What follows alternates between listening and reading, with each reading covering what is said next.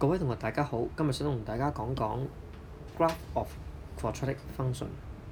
咁呢度咧，我哋要知道嘅嘢咧，咁我最常見嘅咧係 General Form Quadratic Function 就係咁樣樣噶啦。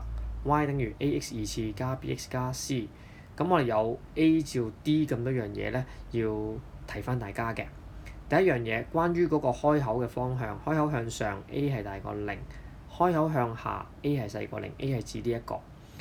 b 第二樣嘢，關於個 y-intercept，y intercept 即係個 graph 同個 y 軸相交嗰個位置係 c 嚟嘅。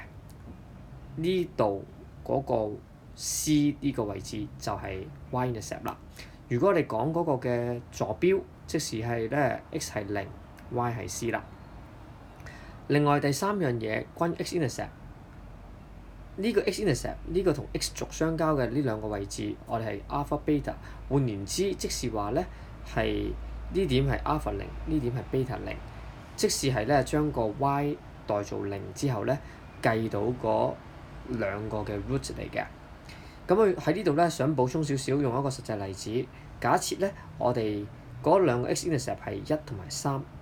咁我哋點樣可以得出佢本身嗰個嘅 equation 咧？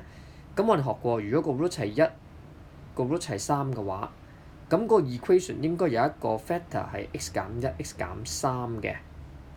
咁但係我哋唔知，就係唔知個 a， 因為唔知佢向上開定向下開，定係嗰個弧度係點樣。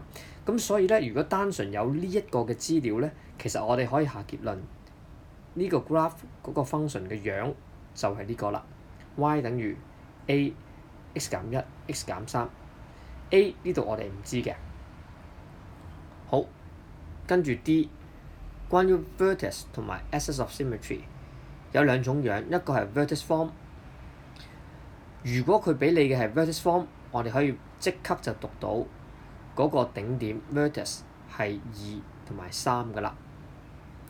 axis of symmetry 記得寫 x 等於，咁呢個數字同 vertex 嘅呢個數字係一樣嘅，所以大家咧最緊要咧係認到呢個 vertex form 啦。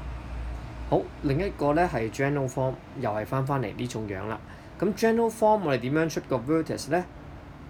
我哋就會背一個公式 x 等於負 b over 2a， 呢個就係個 axis of symmetry 嗰個對稱軸嚟嘅。咁我哋出到呢一個對稱軸，其實呢個位置亦都等於 vertex 嘅 x 坐標。咁所以咧，我哋背一條公式已經有晒兩樣嘢啦。咁你可能會問，咁 y 坐標點啊？仲使乜背公式啊？我哋唔鼓勵大家背，我哋應該咧係將得出嘅 x 坐標代翻入去呢個嘅方程嗰度，咁我哋咧就可以揾到對應嘅 y 值喺呢個位置啦。好，咁呢度咧加插一個簡單嘅常用技巧嘅提示嘅。好多時候做呢啲 graph， 我哋都要留意，如果有一點喺個圖像上面，我哋可以將嗰一點咧代翻入圖像嘅方程，佢兩邊一定成立嘅。比較簡單例子，如果有幅圖係咁嘅樣，佢會穿過個頂點係2、3，另一樣嘢佢會穿過某一點3、1。咁我哋可以點樣得出呢個graph 嘅方程咧？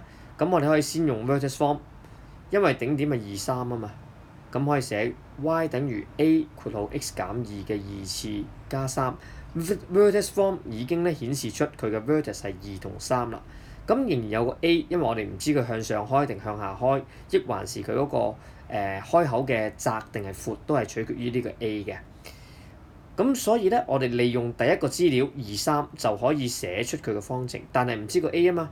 咁我哋就用呢個常用技巧啦，因為佢仲話俾我聽會穿過另一點，我就將呢個另一點又再代翻落去 y 代做1 x 代做3 y 代做1 x 代做3，整理一下計到個 a 係負2，我就成個方程咧嘅 graph 咧嘅方程式咧都係得出啦。